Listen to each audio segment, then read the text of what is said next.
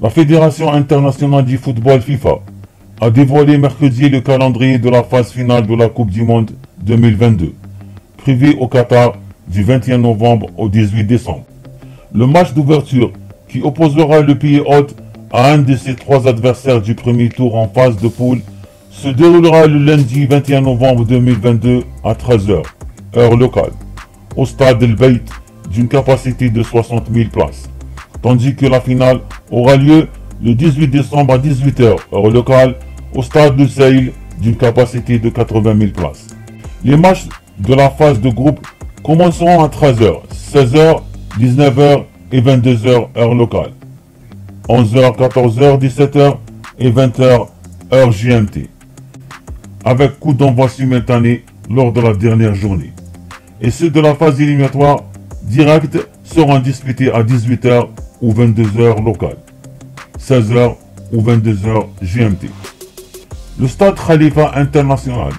accueillera le match pour la troisième place le 17 décembre,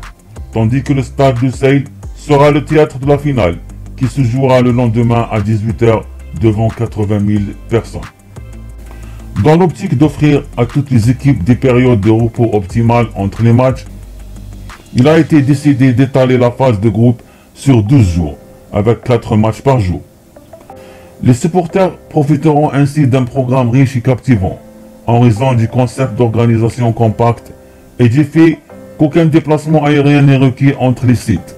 Les organisateurs vont pouvoir pour la première fois optimiser le calendrier au profit des supporters, des équipes participantes et des médias. Cette optimisation de la répartition des matchs de groupe dans chaque stade pour chaque horaire du coup d'envoi et pour chaque journée sera effectuée après le tirage au sort. Une fois les matchs connus, il sera discuté de quelle manière allouer les stades et les différents horaires de coup d'envoi afin de satisfaire au mieux les téléspectateurs dans les différents pays participants ou bien les supporters présents au Qatar, explique la FIFA. Cette flexibilité, qui n'est mise à mal par aucun aspect technique, est possible du fait que la localisation des stades, lesquels se trouvent tous à proximité les uns des autres, et de conditions météorologiques idéales au Qatar à cette époque de l'année, et ce, quel que soit l'heure du coup d'envoi. Les supporters pourront ainsi potentiellement assister à plusieurs matchs par jour. Pour ceux qui souhaitent déjà réserver leur place en vue de la compétition, les premiers billets seront mis en vente à la fin de l'année 2020.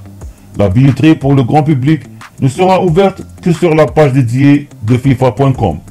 où tous les détails relatifs au calendrier, aux phases de la compétition ainsi qu'aux catégories et prix des billets seront publiés en temps utile.